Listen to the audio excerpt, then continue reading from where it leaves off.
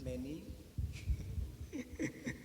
Ya, jadi alhamdulillah Dokter Beni menyempatkan hadir bersama kita pada hari ini. Jadi Dokter Beni Satria merupakan Dokter Beni Satria MKes SH MH, CP-Med, kemudian CP-ARP, CP-CLE dan CMC. Mungkin nanti Dokter Beni banyak kali detailnya, ini panjang kali ini. Kemudian seorang dokter, dosen hukum kesehatan sekaligus lawyer yang menekuni manajemen rumah sakit dan hukum kesehatan serta hukum perumahsakitan, konsultan manajemen kesehatan, aktif sebagai pembicara di beberapa forum ilmiah. Kemudian ada beberapa buku yang beliau tulis. Kemudian pengalaman pekerjaan, saat ini Badan Pengawas Rumah Sakit Provinsi Sumatera Utara, kemudian Direktur PT Stri Pamela Medica, kemudian Direktur PT Regina Mandiri. Jadi beliau banyak direktur dan beberapa jabatan lainnya. Kemudian riwayat organisasi, saat ini Ketua ARSSI cabang Sumatera Utara sampai sekarang, kemudian Ketua DPW MHKI Sumatera Utara, kemudian Ketua BHP2A Pengurus Besar ID sampai sekarang, kemudian Kompat Hukum Persib Pusat 2001 sampai sekarang, kemudian Kompat Hukum ARSSI Pusat sampai sekarang, kemudian Ketua Bidang Hukum RS DPP MHKI sampai sekarang. Nggak usah dibaca semua. Ya silakan Dokter Beni dengan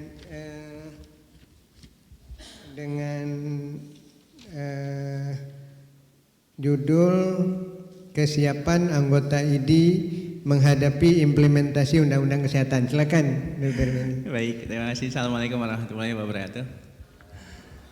Ya alhamdulillah. Mungkin mohon maaf atas keterlambatan karena milihnya Citylink biar supaya on time gitu, rupanya molor.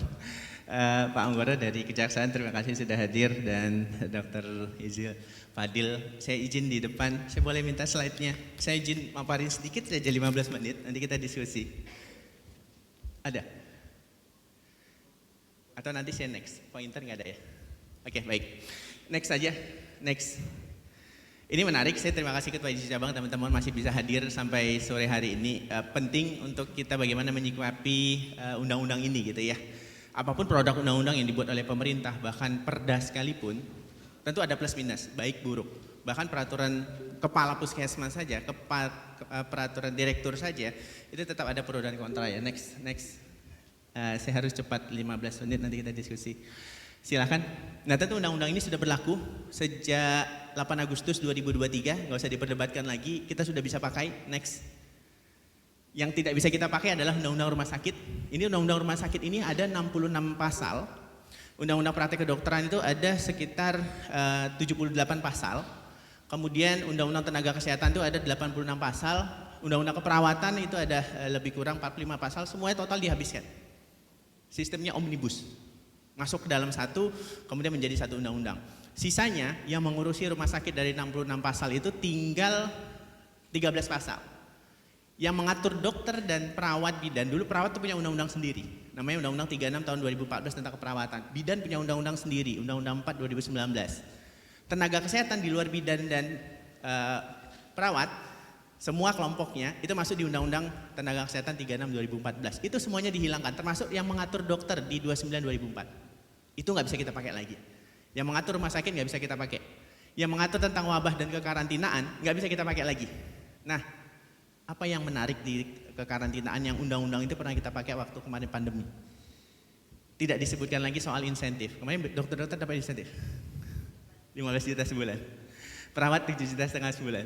Itu itu diwajibkan di dalam Undang-Undang 4 1984. Maka kewajiban pemerintah memberikan insentif. Bukan cuma dokter yang dapat, tapi juga semua yang membantu aparat penegak hukum. Ini nggak disebutkan lagi. Kita tunggu aturan PP-nya. Mudah-mudahan masuk.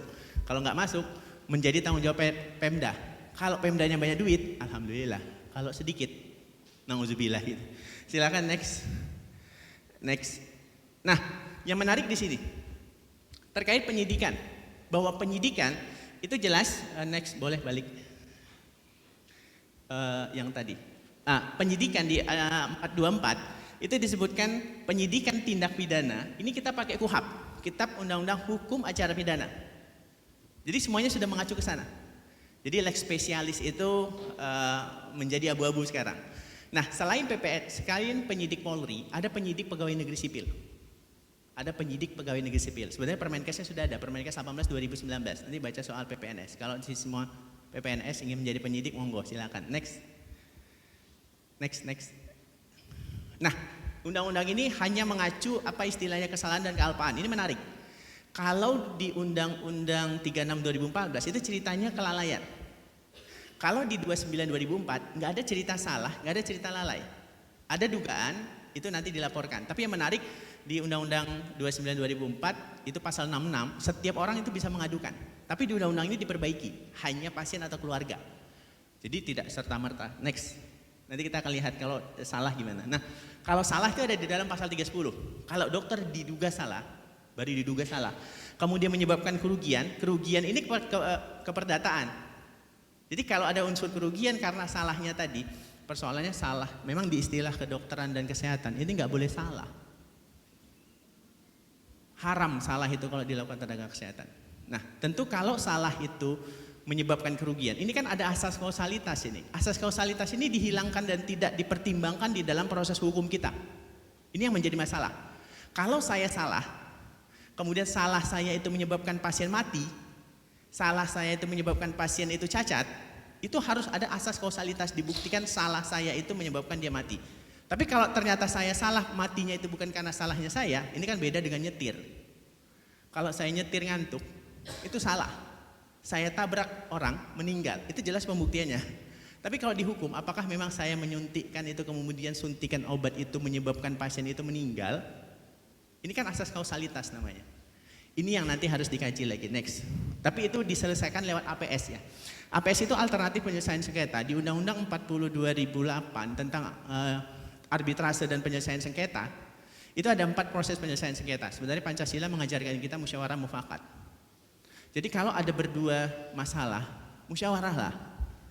Selesaikanlah secara baik-baik. Selesai harusnya. Kalau menggunakan Pancasila kan musyawarah mufakat ya. Kita punya undang arbitrase. Kalau terjadi dugaan salah, nggak usah dicari dokter benar, pasien benar. Alternatif penyelesaian sengketa itu tidak berdiri di benarnya dokter, tidak berdiri di benarnya pasien. Ini dugaan, nggak akan terbukti. Kalau terbukti harusnya kita masuk ke pengadilan. Abaikan itu dengan alternatif penyelesaian sengketa. Alternatif penyelesaian sengketa itu konsiliasi, keterangan ahli, kemudian mediasi, negosiasi, baru arbitrasi. Persoalannya kalau mediasi di Undang-Undang 36 2009 disebutkan diselesaikan secara mediasi, mediasi itu tanpa ada mediator, bukan mediasi itu. Perma 1 2016, mediasi itu adalah pertemuan penyelesaian sengketa yang dilakukan oleh mediator. Nah, mediator itu adalah orang yang memiliki sertifikat pelatihan yang disertifikasi oleh Mahkamah Agung. Jadi saya selalu tanya, kalau ada perbedaan masalah atau ada sengketa di rumah sakit, sudah mediasi dok katanya. Siapa mediatornya? Itu dok dari pihak rumah sakit, bukan mediator itu. Itu dok, polisi yang menyelesaikan, bukan mediator juga. Tanya dulu apakah itu prosesnya mediasi atau negosiasi atau konsiliasi. Jadi ilmu yang nanti kita dapat, saran saya belajar ilmu negosiasi. Nah, bagaimana cara negosiasi nanti ada ilmunya tersendiri. Next, itu penyelesaian di 310, amanah Undang-Undang 17 2023. Kalau dokter Alpa mundur dulu, tadi kan salah. Hanya ada 2 narasi di dalam KUHP, di dalam Undang-Undang 17, salah dan Alpa. Kalau Alpa itu asas kausalitas. Akibat karena kealpaannya menyebabkan matinya orang, 5 tahun penjara atau denda 500 juta. Ini narasinya menarik atau. Kalau di undang-undang lama yang udah dicabut, itu narasinya dan atau, double-nya 2. Ini dan atau ini dalam hukum itu ya analoginya begini. Saya mau kasih teh atau kopi. Milih dong. Tapi kalau saya kasih teh dan atau kopi bisa dapat 2. Hukum itu begitu, bisa dipenjara kemudian dia bayar denda dan atau, tapi kalau atau penjara atau denda. Artinya kalau hakim harus mempertimbangkan dalam putusannya apakah dia sanggup membayar denda sehingga tidak harus menjalani pidananya. Itu ada dijelaskan di KUHP. Pasal 440. Next, kita lihat di KUHP. KUHP di pasal 474 itu menyebutkan yang menarik asas lex specialis. Harusnya kan lex specialis itu kalau sudah ada undang-undang kesehatan yang umum itu diabaikan. Itu asas lex specialis. Tapi kalau kita mengabaikan undang-undang umum tapi tidak ada di undang-undang khusus bagaimana? Ya tentunya dipakai undang-undang umum. Kalau kelalaian itu menyebabkan luka ringan tidak ada di dalam undang-undang kesehatan, tapi ada di KUHP. Yang menarik kalau kelalaian berat, ancaman di KUHP dendanya cuma 50 juta, di undang-undang kesehatan kalau kelalaian berat menyebabkan kecacatan itu dendanya 250. Mau pakai KUHP atau pakai undang-undang 17? Oke, next. Nah ini hakim di dalam pertimbangannya jelas harus melihat. Nah saya masuk kepada apa sih yang disebut dengan kesalahan? Ini yang terjadi persoalan di kita. Kamus Besar Bahasa Indonesia unsur kesalahan itu tegas satu. Tapi kalau mengacu kepada kesehatan, salah itu banyak literaturnya. Coba kita lihat. Ada salah yang kita kenal dalam kesehatan itu namanya KNC. Apa KNC? Kejadian nyaris cedera. Apa bedanya sama KPC? Kejadian potensial cedera. Apa bedanya dengan KTD? Kejadian tidak diinginkan. Itu semuanya salah. Jelas. Dan itu harus dilaporkan kepada insiden keselamatan pasien, toh? Tapi KPC, KNC, KTD, kalau itu semuanya dilaporkan ke polisi, meninggallah kita gitu. Capek proses secara psikologisnya. Makanya harusnya dibedakan mana salah yang bisa dipidana, mana salah yang harus ganti rugi, mana salah yang memang ini nggak bisa diproses gitu. Kan kejadian nyaris sudah terminum nih obat 1 pil. Bukan itu obatnya, mati pasiennya. Enggak, sehat. Enggak, oke kita lihat dampaknya 3 bulan enggak ada masalah. Kita lihat dampaknya 1 tahun enggak ada masalah juga. Itu harus diproses. Baru 1 tablet yang diminum. Ini ada satu dokter yang digugat. Dokter anak ini sudah dokter ngasih dosis sirup di satu rumah sakit di Medan 3/4 sendok. Si bapak bawa obat itu sambil di jalan dibacanya. Dosis yang tertulis di dalam etiket 3 kali setengah sendok. Salah? Salah dari sisi pasien. Kan 3,5 sendok. Kenapa dikasih 3/4? Kelebihan dosis dong. Mati anak saya nanti. Kan begitu ya logikanya. Akhirnya dia balik ke rumah sakit. Dia tuntut. Dia marah. Karena anaknya dikasih obat 3/4. Padahal dokter memberi obat itu ada alasan berat badan. Ini yang jadi masalah. Nah itu kan salah. Nyaris, cedera, nyaris, potensial. Tapi apa itu harus dituntut? Asas kausalitasnya di mana? Kajiannya nanti ke situ. Kalau di dalam istilah bahasa Inggris, kesalahan itu bisa masuk beberapa kategori. Ada yang namanya mistake. Mistake sama error ternyata dalam bahasa Inggris berbeda. Bahasa Indonesia tetap salah. Mistake itu apa? Error itu apa? Kemudian fault itu apa? Guilty itu apa? Kemudian non-morality right itu apa? Dalam bahasa Inggris mereka membedakan salah itu dengan beberapa definisi tadi. Kalau kita enggak, salah ya sudah salah gitu. Nah, yang bisa diproses hukum yang mana? Kalau di Inggris, yang guilty itu dan fault itu yang dilakukan secara sadar itu yang bisa dipenjarakan proses dipidana. Tapi kalau mistake itu belum tentu. Salah ketik, salah tanda tangan, salah tulis tanggal. Sering kan salah tulis tanggal? Harusnya 2023 masih 2022, kan gitu. Itu kan salah ya. Apakah salah seperti itu harus juga dipidana, diproses. Di kesehatan itu pemahaman ini yang belum lurus. Kemudian kejadian error bisa masuk ke dalam negligence, ini kejahatan. Bisa masuk iatrogenik yang KTD tadi, bisa masuk kepada yang bisa dicegah. Ada sesuatu yang bisa kita cegah. Contoh dia masuk obatnya. Tapi langsung sadar. Maka kita akan bantu dia untuk mengeluarkan isinya. Bisa kan? Bisa. Dengan menyolokkan tangan, jari atau sesuatu ke dalam tenggorokan, itu apa yang ada di dalam perut akan bisa termuntahkan. Jelas nih salah obat misalnya, saya ambil contoh salah obat. Tapi salah obat itu kemudian disadarin.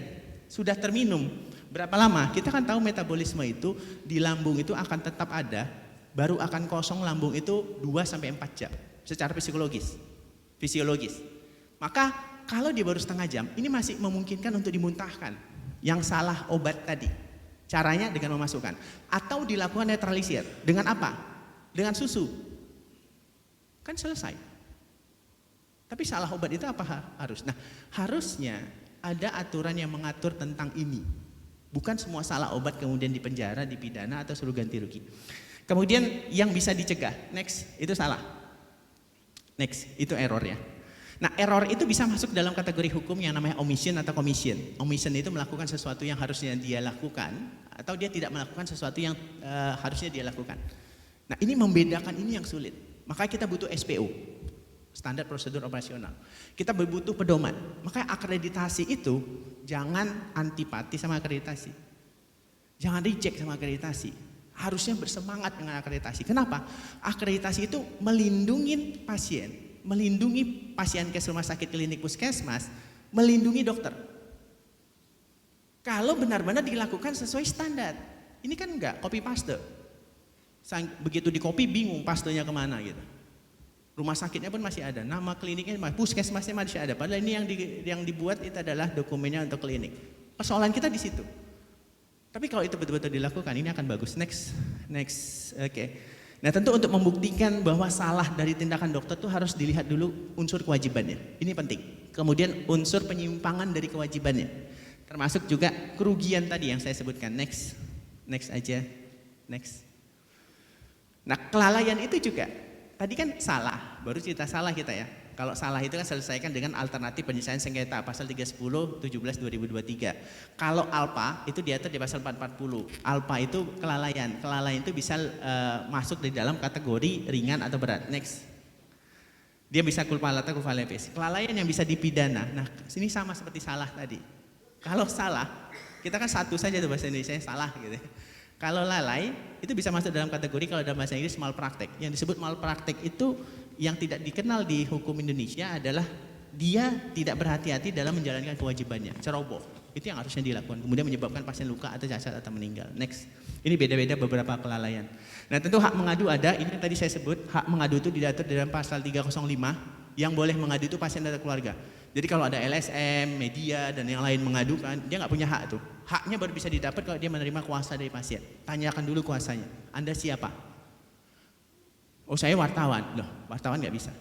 Kalau dia menuntut mengadu, kita juga punya hak juga yang sama. Kita tuntut juga karena dia nggak punya hak. Hak itu ada pada pasien keluarga. Next. Nah, persoalannya adalah ada ansinkronisasi, harmonisasi dalam Undang-Undang 17 2023 dengan Perkonsil. Perkonsil masih mengacu kepada setiap orang itu boleh mengadu. Ini keliru dengan Undang-Undang di pasal 305. Next. Boleh lanjut? Iya. Ini syarat pengaduan. Next. Kita harus tahu dulu siapa yang boleh mengadukan, haknya pada siapa saja. Termasuk siapa yang ada asas hukum yang namanya actori incumbit probatio. Siapa yang menuduh dia wajib membuktikan. Jadi kalau saya tuduh dokter mencuri HP saya yang harus membuktikan apa buktinya saya mencuri. Ini pernah terjadi di zaman Nabi. Pada saat seorang Yahudi mencuri jubahnya Nabi Ali, kalau saya tidak salah, jubahnya Ali. Jubah itu sangat bagus dan tidak ada orang yang punya jubah itu. Bayangkan, jubah satu-satu ya. Kalau jubah saya kan pasti banyak tuh, mungkin bisa mirip. Apa yang terjadi? Kemudian dibawa. Enggak, kata orang Yahudi ini jubah saya katanya. Apa bukti kamu kalau memang saya mencuri jubah ini katanya? Kita sudah diajarin cara hukum pembuktian itu di situ. Maka silakan hakim bilang, silakan siapa bukti? Saksi-saksinya siapa? Akhirnya Ali bawa anaknya. Karena anaknya yang tahu bagaimana bentuknya dan seperti ya. Anaknya dihadirkan di pengadilan. Dalam pengadilan itu yang berhubungan dengan darah itu akan ditolak. Itu dasarnya. Jadi nggak bisa anak itu menjadi saksi. Akhirnya Ali bilang apa? Ya sudahlah, berarti itu miliknya Yahudi, bukan punya saya. Dari situlah si Yahudi tadi sadar dan kemudian dia masuk Islam. Karena kejujuran tadi. Karena hakim sudah berproses secara berkeadilan. Karena tak punya bukti yang lain. Maka siapa yang menduduhkan, dia menuduh. Ali menuduhkan kepada Yahudi mencuri jasnya. Maka kalau ada orang yang menuduhkan dokter itu malpraktek, kalau ada orang menuduhkan dokter itu kemudian berbuat tidak sesuai standar, dia harus membuktikan. Tapi hari ini kan tidak, kita yang sibuk membuktikan. Itu ada sesuatu namanya pembuktian terbalik ya. Next. Tentu ini alat bukti MKDKI, teman-teman harus paham alat bukti MKDKI ini sama dengan alat bukti dalam hukum perdata, yaitu surat, dokumen, keterangan saksi, keterangan ahli, teradu. Next. Alat bukti di perkara perdata ya, itu mulai dari bukti tertulisan, kemudian masuk kepada bukti saksi, kemudian persangkaan, sumpah, dan pengakuan. Next, untuk bukti perkara pidana itu ada 5 diatur di dalam pasal, kalau bukti perdata di pasal 1866 KUH Perdata, kalau di KUHP pidana di 184. Kembali lagi asas hukum pembuktian ini. Tapi kalau dalam penyelesaian alternatif penyelesaian sengketa kita nggak bisa pakai ini, karena asasnya adalah musyawarah mufakat tadi, negosiasi tadi. Tawar menawar lah kita bilang. Tapi kalau ingin bukti keadilan, aku betul nggak sih, aku salah nggak sih, maka proses pembuktian ini MKDKI punya proses, kemudian KUH Perdata untuk ganti rugi punya proses, pidana juga punya proses. Mungkin itu. Kemudian ada asas pembenar. Kesiapan kita di mana? Ini next. Mungkin saya minta 3 menit dokter. Next. Kesiapan kita di mana? Ini nasib kita. Nah ini kuncinya. Berhenti di sini. Untuk menghadapi undang-undang ini, undang-undang seperti apapun, turbulensi seperti apapun, tetap pahami hak dan kewajiban kita sebagai dokter. Sekarang saya tanya, sudah paham nggak hak dan kewajiban kita sebagai dokter? Hak kita apa, kewajiban kita apa? Seharusnya jangan berani melakukan praktek kedokteran kalau kita tak paham hak kita apa, kewajiban kita apa. Dalam melakukan hubungan kerja juga seperti itu. Nggak usahlah kita dokter, sarjana yang lain. Kita mau bekerja, kita kan mau tahu hak kita apa, kewajiban kita apa. Pahami itu dulu. Pahami hak dan kewajiban kita sebagai dokter, pahami hak dan kewajiban pasien itu apa, hak pasien apa, kewajiban pasien apa. Pahami juga hak dan kewajiban rumah sakit, puskesmas, klinik. Kewajiban mereka apa, hak mereka apa. Kalau kita tak pahamin itu, sulit. Termasuk juga pahamilah peran masing-masing aparat penegak hukum. Hak dan kewajiban jaksa pada saat meriksa apa, hak dan kewajiban polisi penyidik dalam menjalankan kewajibannya apa, hak dan kewajiban hakim dalam menjalankan tugasnya apa. Pahami itu. Kalau kita sudah saling memahami hak dan kewajiban masing-masing, saya pikir semua clear. Next. Ini terakhir. Ini kewajiban kita. Ingat lagi, tidak ada sengketa tanpa adanya pelanggaran hak dan kewajiban. Prinsipnya di situ. Tidak mungkin ada perselisihan, tidak mungkin ada persengketaan kalau hak kita terpenuhi, kewajiban kita terpenuhi. Ada di antara itu yang namanya mispersepsi. Ini kewajiban kita. Jangan lupakan etik. Persoalan kita hari ini itu krisis etik, di mana kita semua mulai dari lini terbawah sampai ke atas itu tidak menerapkan apa itu yang disebut dengan etika yang baik. Ya kalau ingin keluar dari ID ya keluarlah, kalau ingin keluar dari PDIP ya keluarlah gitu ya, masuk ke organisasi yang lain ya monggo, masuk ke partai yang lain monggo gitu ya. Kan itu etika itu persoalannya. Next, ini terakhir. Nah saya ingin penegaskan di sini, nanti kita akan diskusi. Kewajiban dokter itu jelas. Ada 3 pasal yang menyebutkan tentang kewajiban dokter. Pasal 274, bahwa dokter termasuk perawat di dalam menjalankan prakteknya itu harus menjalankan tugas dia sebagai dokter sesuai standar profesi, standar pelayanan, standar prosedur operasional, dan etika profesi. Bahasanya dan, bukan atau. Sesuai kebutuhan pasien, etika profesi masuk. Kemudian pasal 279, dokter, tenaga medis, tenaga kesehatan dalam menjalankan prakteknya bertanggung jawab secara moral, berperilaku sesuai dengan etika profesi. Itu kewajiban. Kan tadi saya bilang pahami hak dan kewajiban. Kemudian hak perlindungan hukum. Dokter, tenaga medis, tenaga kesehatan berhak memperoleh perlindungan hukum sepanjang menjalankan tugasnya sesuai dengan standar profesi, standar pelayanan, standar prosedur, dan etika profesi. Jadi kalau hari ini dokter ada yang rame-rame keluar dari Ikatan Dokter Indonesia, masuk ke dalam satu perhimpunan, tanyakan dulu, itu perhimpunannya punya kode etik enggak? Kalau perhimpunan itu tak punya kode etik, kalian masuk semua rame-rame ke situ, jelas melanggar pasal 273, 274, karena tidak bekerja sesuai etika profesi, selesai. Etika profesi Ikatan Dokter Indonesia itu tidak bisa dipakai oleh organisasi lain. Makanya ID punya kode etik sendiri, kode etik kedokteran Indonesia. Nggak bisa pakai kode etik jasa, nggak bisa pakai kode etik hakim, nggak bisa pakai kode etik perawat. Jadi kewajiban kita ada di situ. Jadi jangan terlalu euforia terhadap ada satu organisasi yang baru dan kita ingin masuk di sana hanya untuk meramaikan, tetapi yang bersangkutan tak punya, itu akan menjerumuskan kita. Undang-undang sudah menyebutkan kewajiban kita berperilaku sesuai standar. Kalau mereka punya standar, kemudian punya kode etik sendiri juga, kemudian ID juga punya kode etik dan punya standar, siapa yang dirugikan di tengah? Pasien. Standar mana yang mau dipakai? Kode etik mana yang dipakai? Kalau satu dokter bilang ini tidak melanggar etik, sementara satu ini melanggar etik, rusaklah sistem ini. Pasienlah yang akan dirugikan.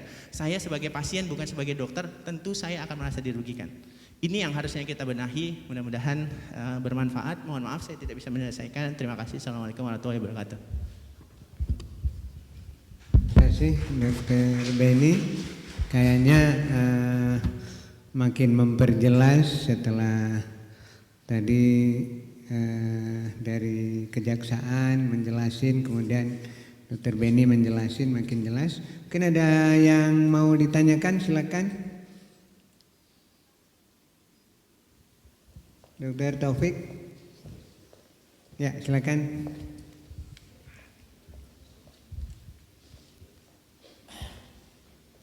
Baik, terima kasih. Assalamualaikum warahmatullahi wabarakatuh. Perkenalkan saya Dr. Taufik, saya Ketua BHP2A di Cabang Banda Aceh.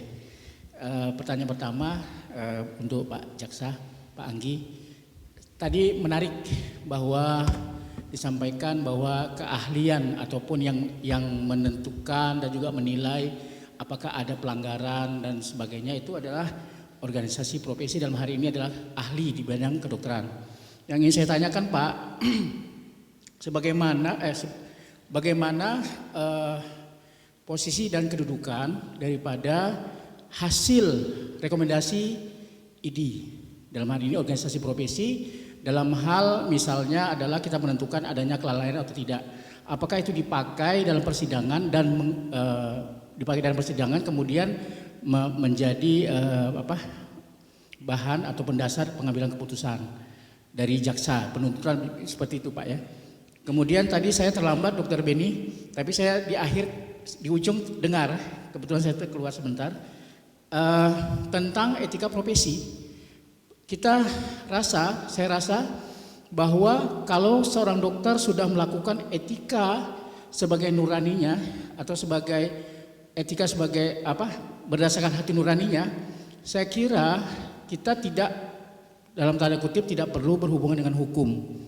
Dalam artian etika itu kan tuntunan nuraniah kita yang sebenarnya kalau kita sudah duduk ataupun sudah berperilaku sesuai dengan etik tersebut, saya kira kita tidak pernah bersinggungan dengan hukum, karena etik itu sendiri sudah mengajarkan kita dan juga memberikan kita semacam tuntunan dan juga panduan dalam bersikap.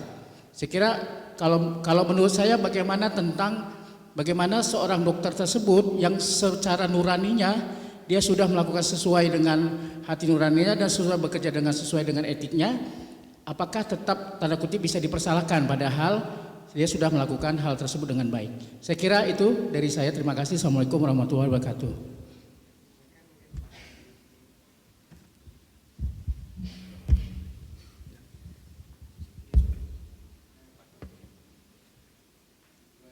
Ya, terima kasih Pak Taufik.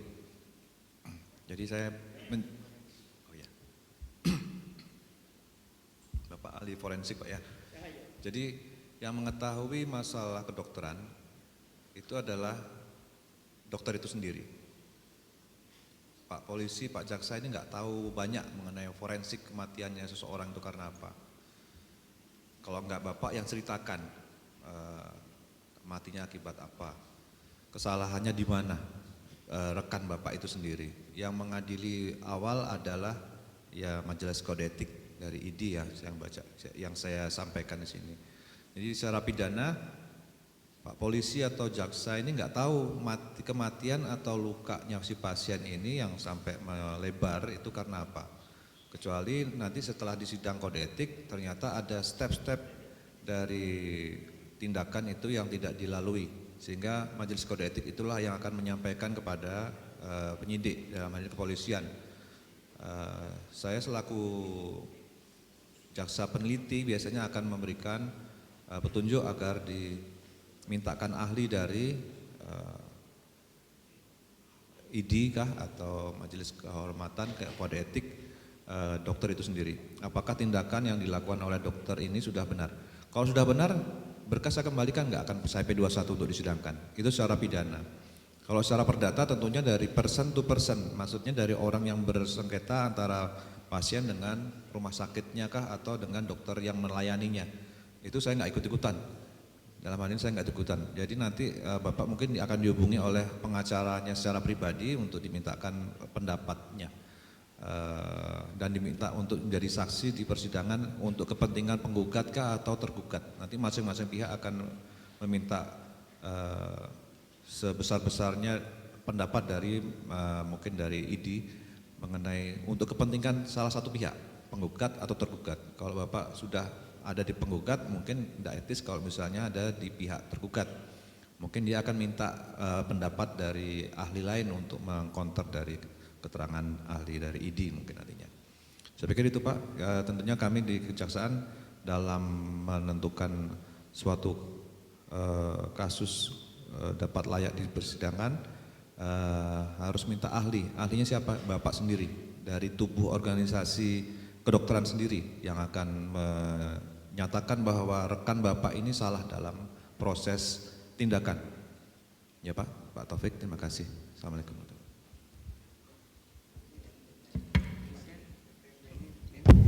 Baik, terima kasih Dr. Taufik. Ini pertanyaan menarik. Ya, mungkin saya menyinggung terkait ahli ya. Ahli itu menarik itu kalau di persidangan. Nanti ahli dari teradu dan pengadu juga ada. Jangan lupa. Jadi ahli itu bukan tunggal. Jadi ahli dari teradu, ahli dari pengadu. Kemudian ahli pun itu harus diverifikasi dulu dan bisa ditolak keahliannya. Jadi pada saat dihadirkan, hakim akan bertanya nih. Dibacakan CV-nya, apakah rekan setuju untuk hal ini dihadirkan sesuai dengan ini? Enggak, kami tidak setuju, kami tidak terkait keahlian atau perkara misalnya. Enggak ahli juga gitu. Jadi ya saya sependapat, kalau kasus kedokteran, rekomendasi ahli itu ya harus dari profesi dokter, sama seperti montir. Enggak bisa kita meminta pendapat dari tukang masak kalau masalah mesin gitu ya. Ya enggak bisa, harus tanya ke orang yang ahli mesin gitu. Mesinnya pun harus dilihat, mesin apa, mesin bubut atau mesin otomotif, kan ada ahlinya lagi gitu. Nah ini yang harus sesuai, masyarakat nggak paham itu. Masyarakat nggak paham itu. Masyarakat tahunya itu dokter itu udah ahli, padahal kita punya spesialisnya. Padahal setelah spesialis ada subspesialis lagi. Ini kacau nih. Pernah terjadi masalah, sudahlah dia doktor, calon profesor, kemudian dia konsultan lagi, doktor konsultan lagi untuk fertility. Sudah sepakar apa itu kita saya tanya. Tapi dia kemudian mencari second opinion ke SPOG umum. Yang pendapatnya dia lebih yakini dan menyalahkan yang dokter dan konsultan. Ini kan kacau, tapi saya nggak bisa menyalahkan. Itu kejadian. Sampai meminta saya bantuan. Loh, saya siapa dokternya? Loh, itu kan SPOG umum, bukan fertility. Ya tentu tidak apple to apple dia jadinya. Walaupun sama-sama objin. Masyarakat nggak paham. Saya pun tak paham kalau saya bukan dokter. Nah, saya tertarik terkait etika profesi. Bahwa etika profesi itulah saya sependapat penentu keluhuran profesi dokter ini. Jadi kalau etika itu sudah tidak dijunjung tinggi oleh dokter, maka jangan harap etika profesi dokter itu adalah profesi yang luhur lagi. Sudah kacau. Banyaknya kekacauan hari ini karena memang pelanggaran etik itu sudah banyak dilakukan. Bukan hukum yang dibutuhkan dokter, etika. Etika itu belajar apa? Beneficensi. Apa yang kita lakukan itu harus bermanfaat. Non malficensi, jangan mencerdai, jangan melukai. Di zaman Hammurabi 2500 tahun sebelum Masehi, kalau ada itu tabib zamannya. Pada saat mengobati pasien-pasien yang meninggal, maka dia harus siap dipotong tangannya. Karena memang non malficensi namanya. Enggak boleh kita melukai. Enggak boleh kita mencerdai. Beneficensi, beri manfaat. Orang datang minta tolonglah obatinlah sesuai dengan standar keilmuan. Kalau tak sanggup rujuk. Jangan ini gagah-gagahan, lakukan sendiri tak pintar, salah. Kan kacau nih etikanya. Kemudian apa? Autonomi. Autonomi itu apa? Hak pasien. Hargai pasien mau dikerjakan atau tidak. Pasien mau dirujuk atau tidak. Pasien mau diobatin atau tidak. Itu hak otonomi pasien. Yang semuanya itu kepada dia sendiri. Hak itu. Kemudian justice yang keempat, itu etika tuh hanya mengajarkan 4 itu. Yang ilmu 4 itu kalau tidak dikuasai secara mendasar, kacau lah kita. Justice itu apa? Nggak boleh membeda-bedakan pasien kaya, pasien miskin. Pasien susah dengan pasien senang. Pasien turun dari arpat dengan pasien turun dari becak. Ini kan kita tidak, mohon maaf. Etika itu hari ini kita langgar sendiri. Pada saat visit, ada pasien TBC, 1 dirawat di kelas 3, 1 dirawat kelas 1, 1 dirawat super VIP. Saya tanya ke dokter, mana yang divisit lebih dulu? Pasti yang VIP dulu. Tapi yang gawat itu yang ada di kelas 3. Etika sudah mengajarkan visit dulu yang kelas 3. Nggak usah takut dimarahin sama super VIP. Walaupun Pak Luhut yang dilawat di sana misalnya. Karena kita DPJP-nya, Pak Luhut di situ, tapi ada pasien gawat yang juga kita DPJP-nya di kelas 3. Kelas 3 dulu abaikan Pak Luhut itu, gitu kira-kira. Bukan siapa yang bertahta, berduit. Etika itu mengajarkan itu. Makanya saya sependapat dengan Dr. Taufik. Ini yang hilang. Sehingga ini yang harus kita tegakkan. Dan inilah yang terjadi polemik kita hari ini. Apa yang dilakukan oleh Ikatan Dokter Indonesia dengan memecat seorang dokter dari keanggotaan karena dia melanggar etik jelas. Kalau memang tidak, harusnya tindakan dia itu bisa juga dinikmati oleh orang yang susah tadi. Bukan orang yang berduit, bukan menteri. Yang biaya tindakannya sampai ratusan juta. Tapi bukan persoalan biaya itu, etikanya juga nggak boleh menarik biaya berlebihan. Itu modalnya cuma 500.000, tapi ditarik sampai ratusan juta. Etis. Kemudian kenapa hanya orang kaya dan pejabat saja? Kenapa orang kelas 3 yang susah itu tukang becak nggak bisa menikmati pelayanan itu? Tapi yang paling konflik dari situ adalah mana evidence base-nya? Buktinya mana? Memang ini dilakukan secara ilmiah? Nggak ada. Karena nggak bisa dibuktikan. Kemudian kita tegur, kemudian kita peringatkan, kemudian kita suratin, kemudian kita sidangkan, dan dia tetap abai. Wajar dong. Dokter yang seperti ini harus kita pecat. Ya semua profesi seperti itu. Kepolisian juga berani memecat Sambo kok. MK hari ini juga berani kok mensidangkan untuk pelanggaran etik kok. Ini yang tadi saya sebut, etika kita mulai dari tingkat bawah sampai tingkat atas. Ini kacau nih.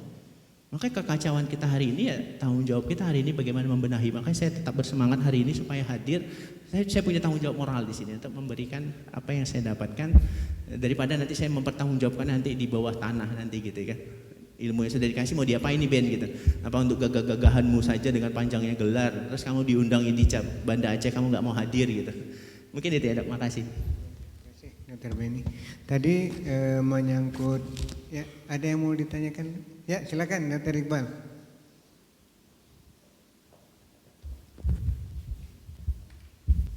Terima kasih Dr. Muntadar. Baik, langsung saja kepada Dr. Benny dok.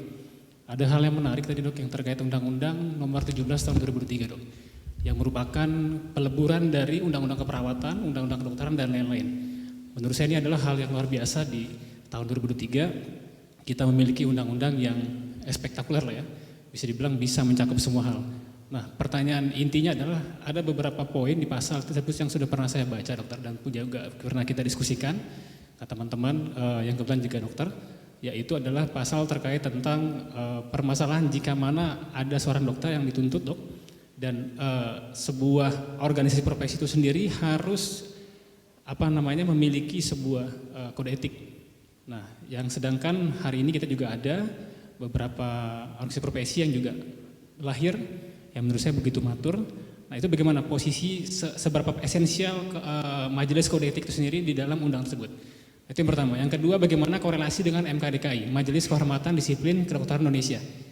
Jika mana ada permasalahan di Banda Aceh, bagaimana hal-hal teknis yang bisa untuk kita sampai menuju ke MKDKI. Demikian dok. Terima kasih. Baik, terima kasih. Ini menarik nih, kajiannya panjang. Baik, tadi saya sudah sebut ya, syukurnya saya sempat menampilkan slide. Tanggung jawab dokter itu ada di etik disiplin hukum. Jelas. Bedanya dengan profesi yang lain itu karena kita punya etika. Ini yang kadang kita karena sering nyampur-nyampur gitu ya, kayak makan gado-gado, makan rujak, semuanya dicampur gitu ya. Rujak itu kalau nggak dicampur nggak enak. Ya, bubur aja pun sekarang ada dua kubu nih, buburnya dicampur atau yang enggak. Gitu. Nah, terkait etik ini yang kadang kita kelirunya di mana? Kalau yang dibahas itu persoalan standar, bukan domainnya Majelis Kehormatan Etik. Bukan domainnya organisasi profesi kalau soal standar. Standar apa? Standar profesi. Standar apa? Standar pelayanan. Standar apa? Standar pelayanan profesi. Itu standar profesi dan standar profesi itu domainnya menteri yang membuat surat keputusan. Domainnya menteri, panduannya itu punyanya yang dikeluarkan menteri. Di dalam Undang-Undang 17 disebutkan bahwa standar profesi, standar pelayanan profesi itu akan disusun oleh kolegium bersama konsil ditetapkan menteri. Itu pedomannya. Hukum yang membuat DPR, perda yang buat pemerintah daerah, permen yang buat menteri. Oke. Jadi kadang kita persoalan kita, dokter diadukan, kita harusnya fokusnya ke etik. Itu domainnya organisasi profesi. Jangan kemudian menyinggung ini salah standarnya, nggak boleh kamu melakukan tindakan operasi ini, harusnya ini kamu lakukan ini. Ini yang harusnya jangan dicampur, itu yang saya bilang. Dan saya saja hampir tidak pernah menjadi hakim etik untuk teman sejawat saya. Sering saya bolak-balik ditanya di telepon, Dokter Benny ini melanggar etik nggak? Loh, sidangkan saja di MKEK, saya bilang. Saya nggak mau menjadi hakim etik teman sejawat saya. Walaupun saya tahu pasal itu tegas menyebutkan melanggar etik. Contoh, seorang dokter menarik biaya pasiennya itu dokter. Itu kan etik. Jadi kalau seorang dokter di kode etik itu jelas wajib membebaskan jasa medis teman sejawatnya. Itu pun ada batasannya. Dia dokter sejawat pasiennya atau suaminya atau istrinya atau orang tua kandung. Kemudian anak kandung. Berhenti di sini, sudah selesai. Istrinya mau istri kedua, istri ketiga, nah kan tidak diatur. Jadi dianggap itu istrinya satu. Jadi kalau dia bawa berobat istri kedua, istri ketiga ditarik biaya boleh. Bahkan kebolehan untuk menarik biaya itu dikecualikan kalau itu dibiayai asuransi. Kalau dokter yang pakai BPJS, pakai asuransi swasta boleh. Ini contoh etik. Kita hanya berhenti di situ, majelis etik sidangkan. Makanya saya bilang ini saya ditarik biaya, ini melanggar etik nggak? Jelas kan pasalnya juga melanggar etik kan saya bilang. Karena dibiayai sendiri bukan asuransi. Jelas, tapi saya tidak mau bilang itu melanggar etik. Enggak, saya bukan hakim etik saya bilang. Silahkan laporkan ke MKEK, silahkan MKEK bersidang karena ada hakim MK, ada mahkamah di sana, termasuk proses pembuktian teradu pengadu, ya silahkan, itu harusnya dilalui. Jangan kita jadi hakim etik kita sendiri maksud saya. Begitu ada pelanggaran disiplin, jangan putuskan di majelis etik, jangan diputuskan di organisasi profesi. Lemparkan itu ke majelis disiplin, biarlah itu menjadi kewenangan majelis disiplin. Untuk memutuskan bahwa dokter itu melanggar standar. Kalau ada potensi pelanggaran hukum, ya sudah selesaikanlah di ranah hukum. Mau pakai alternatif penyelesaian sengketa, mau mediasi negosiasi, atau mau ke pengadilan litigasi. Di antara itu ada musyawarah mufakat, selesaikan, kita kasih saran gitu. Yang sekarang terjadi mencampur adukkan semuanya. Rekomendasi yang tadi disinggung oleh Dr. Taufik, kita merekomendasikan justru dokter itu tidak melanggar standar gitu. Loh, kan bukan domain kita. Saya banyak membaca rekomendasi itu. Sebutkan saja bahwa memang dokter sudah bekerja sesuai dengan etika profesi, selesai. Bahwa pengaduannya itu tidak melanggar terkait dengan, kita punya pasal, sudah baca nggak Kodeki 2012? Ada berapa pasal di sana? Nggak baca kan? Belum lagi memahami isinya. Enggak kan? Bagaimana menerapkannya? Perintah Al-Quran nomor 1 itu baca. Bukan pahami gitu. Bukan laksanakan, tapi baca. Ini baca kode etik aja kita enggak. Bukan di forum ini, hampir semua forum, ratusan forum yang saya hadirin, saya selalu tanya tuh punya buku kode etik enggak? Pernah baca enggak? Pernah lihat enggak? Sudah pernah baca? Belum gitu. Kita harus akui itu maksud saya. Saya sendiri jadi dokter 2006, baru megang buku kode etik saja. Saya berpraktik 2006. Itu 6 tahun kemudian, 2012. 2012 itu keluarlah kode etik yang baru, saya baru baca. Itu pun karena saya posisinya sekretaris MKEK. Kalau saya nggak di organisasi, nggak di sekretaris, saya nggak akan baca itu. Ini kan yang menjadi masalah ya. Karena kita membaca pun tidak apalagi memahami. Tapi mulai forum-forum yang dilakukan seperti ini, saya apresiasi, mudah-mudahan bisa membuka wawasan kita semua ya. Makasih ya dok. Terima kasih Dokter Benny. Ada satu yang masih mengganjal Dokter Benny, kan MKEK di ID itu masih tetap. Tapi kan sekarang mau dibentuk majelis oleh menteri, itu gimana Dokter Benny hubungannya? Baik, majelis disiplin itu tetap domainnya pemerintah ya. Tadi saya jelasin. Maka untuk penegakan disiplin, maka dibentuklah majelis disiplin. Nah, yang sekarang menjadi persoalan adalah narasi atau nomenklaturnya. Majelis disiplin untuk tenaga medis tidak disebutkan dokter lagi dan dokter gigi ya. Walaupun pengertian tenaga medis adalah dokter gigi gitu. Jadi namanya apa? Majelis disiplin tenaga medis karena itu sifatnya permanen. Untuk majelis disiplin tenaga kesehatan sifatnya ad hoc. Itu disebutkan di dalam Undang-Undang 17/2023 pasal 308. Nah, majelis disiplin itu tetap ada. Untuk apa? Jelas, tujuan dibentuknya majelis disiplin sebagaimana disebut ayat 1 itu adalah untuk penegakan disiplin. Dijelaskan di ayat 3-nya menentukan ada atau tidak adanya pelanggaran standar. Itu yang saya sampaikan. Majelis disiplin tetap ada, menteri yang memang harus membentuk ya, negara melalui menteri membentuk majelis disiplin yang tetapi unsurnya yang saya agak khawatir. Unsurnya di situ atau keanggotaannya di situ disebutkan hanya tenaga medis dan atau tenaga kesehatan. Kalau di undang-undang sebelumnya unsurnya itu banyak, ada masyarakat, ada unsur pendidik, ada unsur organisasi profesi, ada unsur orang hukum, narasinya saya lupa, praktisi hukum. Itu unsurnya lengkap, sangat bagus. Apakah di undang, karena ini hilang, yang mungkin nanti akan diatur dengan PP. Kalau PP-nya juga hilang, ini yang kacau. Kacaunya apa? Kalau dokter itu yang duduk di majelis disiplin, dia tak pernah praktek. Dia tak pernah memahami konsep apa itu pemahaman akan unsur-unsur pelanggaran. Karena setiap orang itu boleh mendaftarkan sebagai majelis. Ini yang harus diatur oleh pemerintah supaya rekrutmen tadi atau hakim tadi yang ditunjuk, hakim disiplin tadi itu memenuhi unsur-unsur tadi. Kalau enggak, kekacauan itu akan makin tambah. Karena dengan persepsi subjektifnya, karena kalau menghukum seseorang berdasarkan subjektivitas, tentu akan sangat banyak pelanggaran nanti. Harusnya objektivitas. Nah, ini yang nanti akan kita tunggu aturan PP-nya ya. Mungkin demikian, Dok. Masih ada? Mungkin ya, silakan. Assalamualaikum warahmatullahi wabarakatuh. Mohon izin dok, saya ingin bertanya, nama saya Dr. Ismi, saya berasal dari Aceh Besar, salah satu instansi dari Aceh Besar.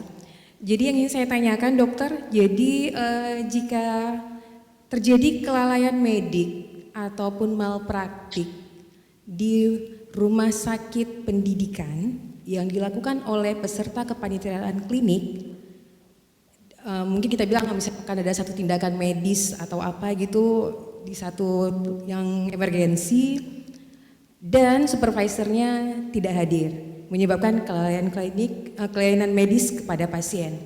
Itu seperti apa dokter? Apakah siapa yang akan kena gitu?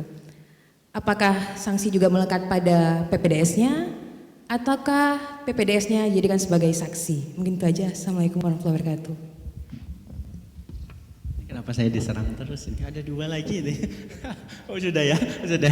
Oke, baik. Persoalannya adalah asas pertanggungjawabannya. Asas pertanggungjawabannya itu adalah siapa yang berbuat, dia yang bertanggung jawab. Itu asasnya. Sekarang ditanya, dicari nih, siapa yang berbuat? Kan begitu. Makanya siapa yang berbuat kan siapa? Itu asas pertanggungjawaban. Tidak mungkin orang dipersalahkan, dipertanggungjawabkan tanpa sesuatu yang dia lakukan. Prinsipnya begitu. Tiba-tiba ada pembunuhan di sebelah sana gitu ya, terus kita semua dituduhkan gitu yang bunuh kan ya nggak benar. Maka di rumah sakit perlu dibentuk yang namanya komite medik. Itu peran komite medik. Kalau dia terkait dokter, tadi katanya ada supervisor disebut, kemudian ada panitiaan klinik OAS, kemudian ada PPDS, berarti ini dokter nih. Maka selesaikanlah itu di komite medis. Persoalan kita hari ini komite medis ada tidak aktif atau tidak menjalankan fungsinya sebagaimana yang disebut di 755/2011. Itu yang menjadi persoalan. Adili mereka di situ, saran saya.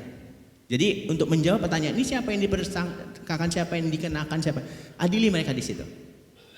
Di komite medis. Tapi kalau itu berhubungan dengan tenaga kesehatan lain, berhubungan dengan perawat, berhubungan dengan bidan terlibat juga melakukan kesalahan mungkin dugaan, selesaikan itu di Komite Etik Hukum Rumah Sakit, Permenkes 48/2018. Aturan ini semua sudah ada, sudah baik, termasuk aturan-aturan yang dulu. Belum kita laksanakan secara maksimal, sudah diobrak-abrik, ini yang saya lihat sekarang. Seperti yang saya sampaikan tadi, saya tidak mungkin kasus yang tadi dicontohkan, saya tidak mungkin mengatakan koas yang salah, supervisor yang salah. Harus kita lihat dulu secara komprehensif. Kalau seperti itu, budaya kita masih blaming. Ini yang keliru. Seharusnya yang ditanya itu bukan siapa, tetapi kenapa ini bisa terjadi. Terus sampai selesai pertanyaan itu, kenapa bisa terjadi? Kenapa bisa begitu? Kenapa bisa ini? Bagaimana itu terjadi? How? Kok bisa kejadian? SOP-nya bagaimana? Prosedurnya bagaimana? Tindakannya bagaimana? Personnya entar dulu. Perawatnya kah, bidannya kah, koasnya, supervisornya kah, kepala ruangannya, entar dulu, simpen dulu tuh. Walaupun kita sudah kantong ini tersangkanya. Maka proses penyidikan polisi pun sebenarnya di dalam menetapkan tersangka atau terdakwa, termasuk jaksa, itu mereka sudah kantongin ini. Tapi mereka panggil dulu tuh saksi-saksi, mereka kumpulin tuh surat-surat, mereka ambil keterangan-keterangan terdakwa, mereka kutip semua ahli-ahli. Padahal mereka sudah tahu nih di kantongannya si A ini salah gitu. Tapi nggak itu yang mereka lakukan. Kita di dokter itu di rumah sakit kita masih blaming. Siapa itu? Begitu ada salah, siapa tuh? Koas saya, panggil koas saya. Kamu udah besok kamu gak usah masuk lagi. Gitu. How-nya itu nggak dicari, why-nya itu nggak digali kembali. Jadi untuk menjawab itu saya pikir aktifkan kembali ya kita asas praduga tak bersalah lah ya. Jadi walaupun dia salah ya tetap ada asas pembenar dan alasan pemaaf. Kenapa dia melakukan itu, kemudian kenapa sampai terjadi dengan beban kerja yang banyak misalnya, maka ada alasan pemaaf dan alasan pembenar.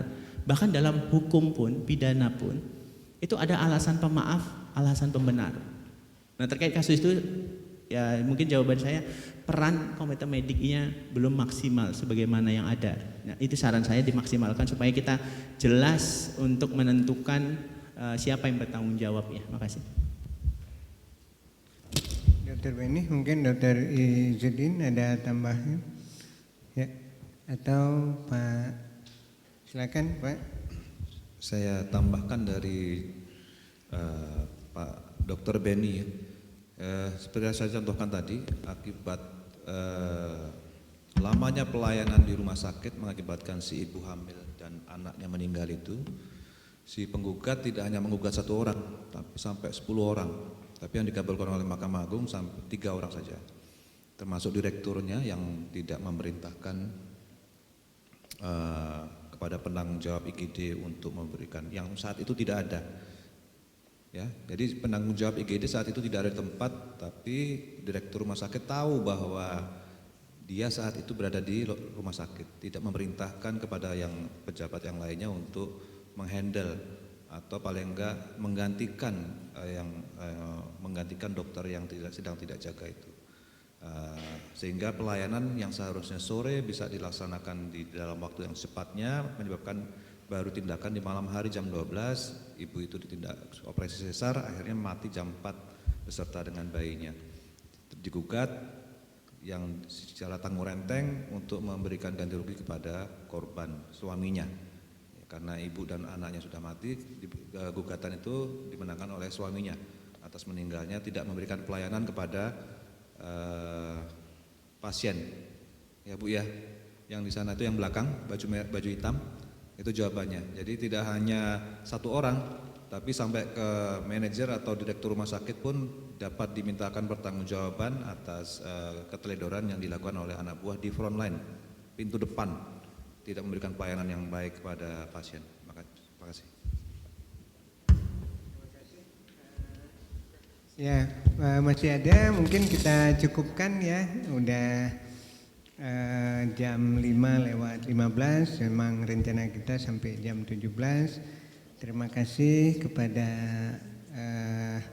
narasumber Dr. Anggi, kemudian Dr. Anggi Dikyo ya, SHMH, kemudian Dr. Izzuddin Fadil, kemudian Dr. Beni Satria atas pencerahan mengenai taksho kesalahan praktek kedokteran dan etiko mediko legal pada sore hari ini. insya Allah memberi pencerahan kepada kita dan dapat disimpulkan bahwa untuk kita di bidang kesehatan, etik kedokteran harus selalu kita junjung sehingga kesalahan-kesalahan kita bisa terselesaikan. Tapi kalau etik tidak kita kedepankan akan membuat masalah untuk kita sendiri. Makanya di kode etik kedokteran di halaman terakhir dibilang kalau tidak diatur di kode etik kedokteran, tanya ke hati nurani kita. Jadi sebenarnya hati nurani itu yang selalu harus kita latih sehingga apa yang kita kerjakan adalah sesuai dengan etik kedokteran. Mungkin itu saja Dr. Beni, Dr. Izidin dan Pak Anggi. Terima kasih, insya Allah pencerahan untuk semua anggota ID cabang Banda Aceh dan seluruh Indonesia yang ikut berpartisipasi di Zoom pada sore hari ini bisa menambah wawasan kita bersama. Kami akhiri, wabillahi taufiq wal hidayah. Assalamualaikum warahmatullahi wabarakatuh.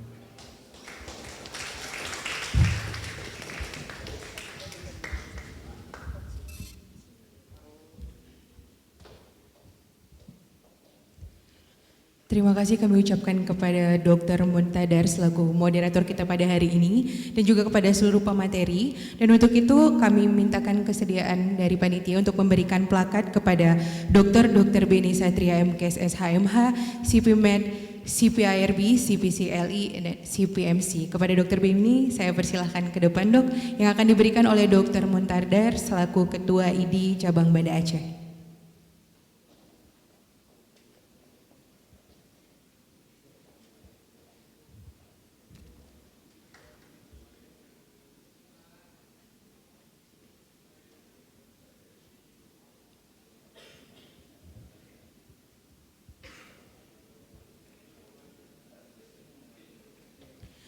Dan kami mintakan kepada seluruh pemateri sebentar dokter untuk berfoto bersama dulu dokter, silakan ke depan Bapak dan dokter untuk berfoto bersama dengan seluruh pemateri.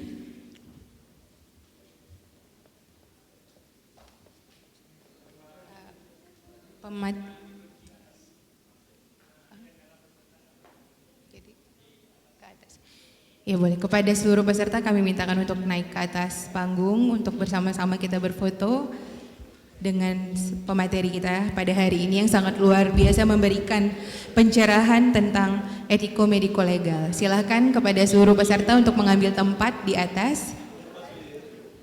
Silakan dokter.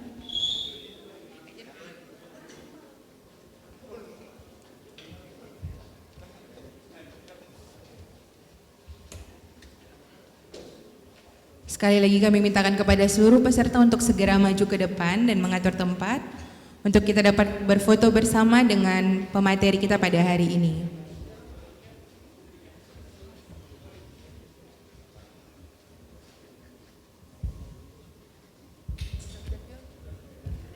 Dr. Jul masuk.